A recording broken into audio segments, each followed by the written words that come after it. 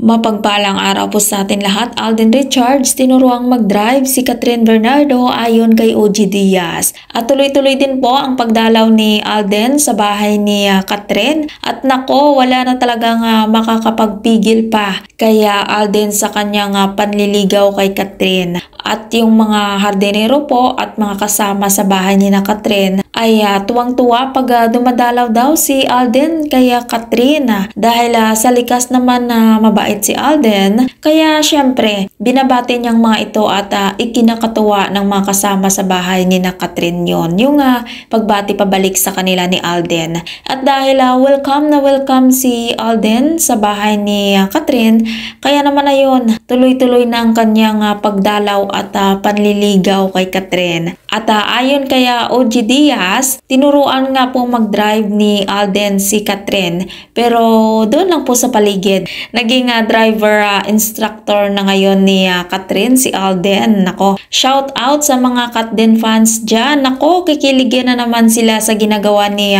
Alden kay Kathryn. Pag mahal mo talaga, kahit ano na lang ginagawa mo, ang sweet kasi nga tinuturoan ni Alden si Kathryn mag-drive. Pero 'di ba, marunong naman na mag-drive si Kathryn.